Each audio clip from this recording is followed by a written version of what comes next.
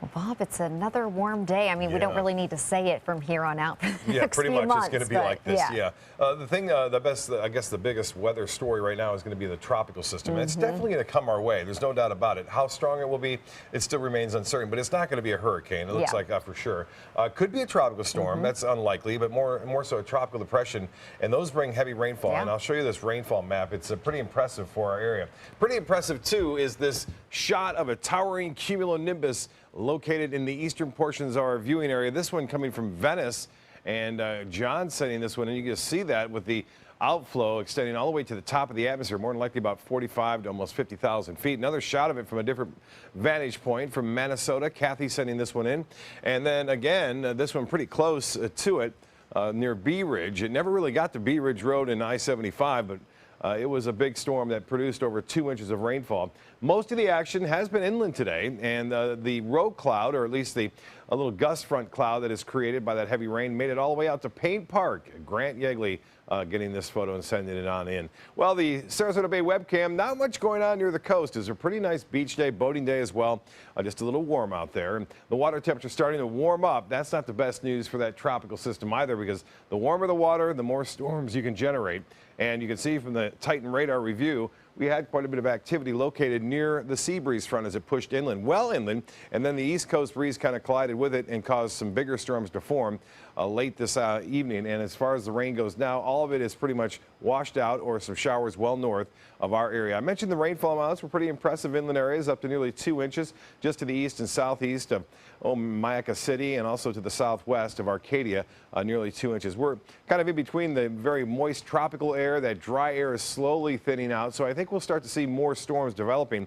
But with the approach of the system and a trough to the west of us, we'll get more of a westerly component, which should again push most of the storms inland.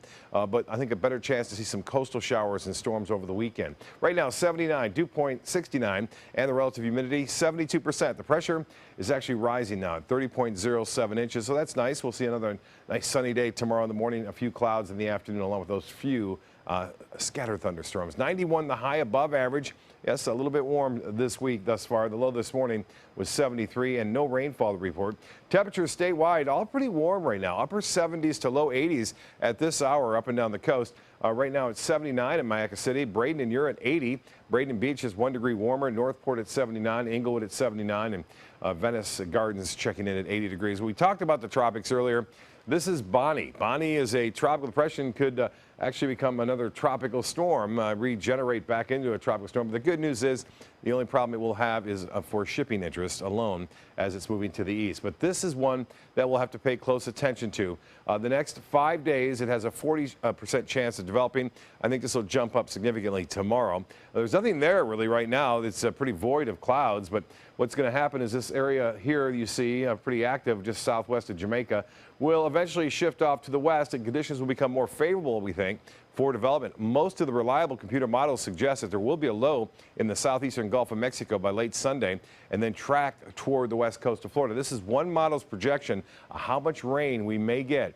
And get a look at some of these totals. Tuesday afternoon, and we're talking plus 7 inches of rain, which is significant, and will cause some flooding problems for us.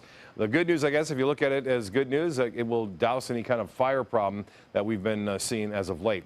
Well, here's a look at one forecast model showing this moisture kind of streaming off to the west. There's going to be a little bit of rotation there. You start to see it happening in a counterclockwise swirl. It's a broad area of low pressure, and this is at Saturday. So by Sunday, we think it will emerge near the Yucatan Peninsula as a center of low pressure and then project off toward the northeast right into west central Florida. Water temperatures all throughout here, by the way, 85 degrees in the western Caribbean, which will only add fuel to the storm system. Now, we're not anticipating anything too windy at this point. It looks to be just a pretty heavy rainmaker for west central Florida. East winds turn to the southwest for boaters tomorrow at 5 knots. Light chop, and the water temperature now at 84 degrees. UV index will stay high tomorrow, and a high tide will be at 12:28. Sunrise will be at 6:35 tonight.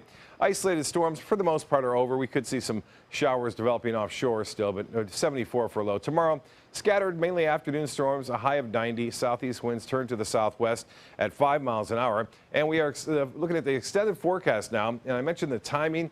It looks like it's going to be Monday and Tuesday right now is where we'll see the numerous showers and thunderstorms, some locally heavy rainfall, and the possibility of some localized flooding even through Wednesday morning. Rain chance staying up high at 60%.